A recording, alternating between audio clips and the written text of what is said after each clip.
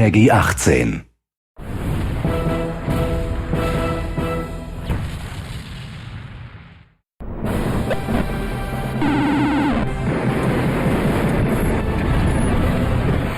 People are turning into monsters!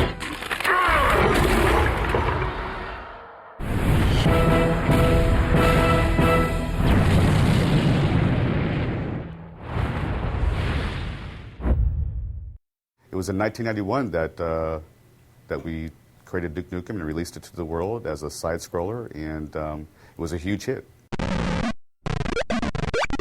Our inspiration back then was comic books because we always felt like if you focus on the character, there's no end of stories. Duke does it his way, and his way is very entertaining. It's a wild thing.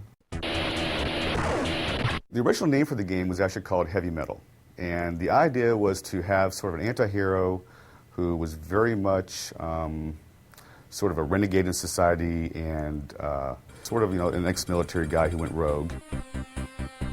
When the original Duke got started, it was myself, Alan Blum, and another programmer, Todd Repogel. Todd Repogel and I went to school together. We grew up together in Santa Cruz.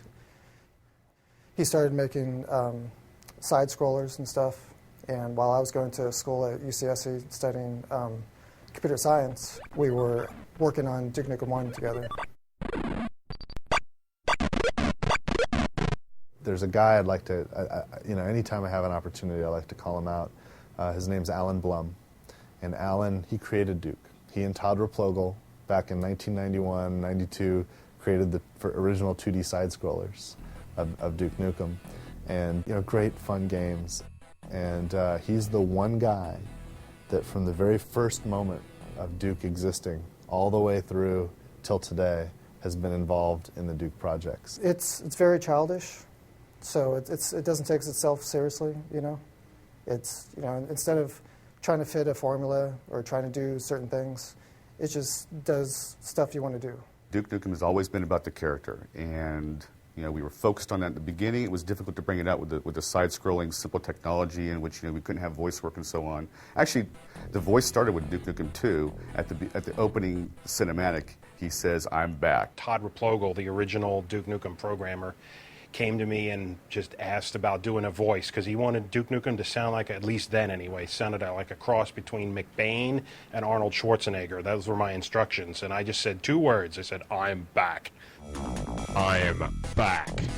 The original Duke that Todd and I were working on didn't really work well, and when George joined the company, he actually spent several nights kind of redesigning, and back in those days, it's like, it was EGA and very pixelated stuff, but he gave Duke his little smile and gave it the yellow haircut and everything, and kind of really made the character look the way he still looks today. What? Did you think I was gone forever? Too long. We've waited too long, frankly. And I don't know if there's anything that could live up to the idea of 15 years of development, but this is absolutely a worthy successor and a worthy sequel to the game. I think that this is what fans have wanted to come out, and it's finally come out. I can't be more excited.